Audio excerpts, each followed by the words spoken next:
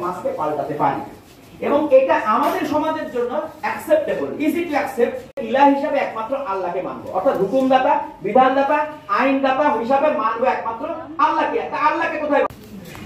তো এই ক্ষেত্রে আমরা যেটা বলছি যে রাসূল আকরাম সাল্লাল্লাহু আলাইহি ওয়াসাল্লাম যে নীতিতে একটা সমাজ পাল্টে দিয়েছেন, অর্থাৎ তার মূল নীতি ছিল, মূল কথাটা ছিল যে রাসূলুল্লাহ ওই সমাজের মানুষদেরকে বলেছিল তোমরা বলো লা ইলাহা। কিন্তু বাস্তবতা আসলে আমরা কি শান্তিতে আছি?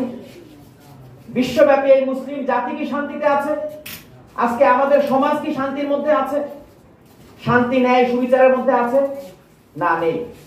কিন্তু মানুষের শান্তির জন্য, শান্তি প্রতিষ্ঠার জন্য, ন্যায় বিচার প্রতিষ্ঠার জন্য, দুর্নীতিমুক্ত একটা সমাজ গড়ার জন্য, একটা সাম্যের পৃথিবী গড়ার জন্য কত রকমের প্রচেষ্টা করেছে। আমি যদি আমাদের এই অঞ্চলের কথা বলি, আমাদের দেশের কথা বলি, দেখেন ব্রিটিশ আমলে আমরা কি জানতাম? আমরা জানতাম যে ব্রিটিশরা হচ্ছে সকল অশান্তির মূল। এই কারণে আমরা ব্রিটিশ বিরোধী আন্দোলন করেছি। আমাদের পূর্বপুরুষরা ব্রিটিশ বিরোধী আন্দোলন করেছে কিনা?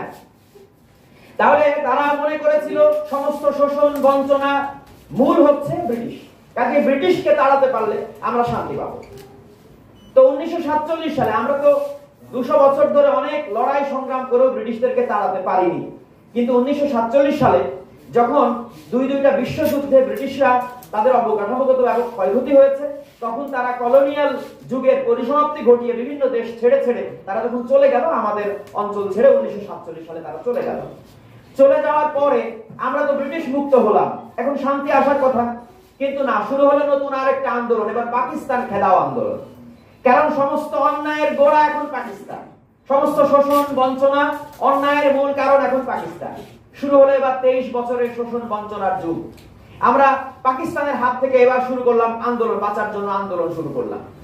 সেই আন্দোলন চললো, একটা পর্যায়ে সেটা যুদ্ধে গড়ালো। আমরা 1971 সালে 9 মাস রক্তক্ষয়ী এক যুদ্ধের মাধ্যমে লক্ষ লক্ষ মানুষের প্রাণের বিনিময়ে, লক্ষ লক্ষ মা বোনের ইজ্জতের বিনিময়ে আমরা বাংলাদেশ পেলাম।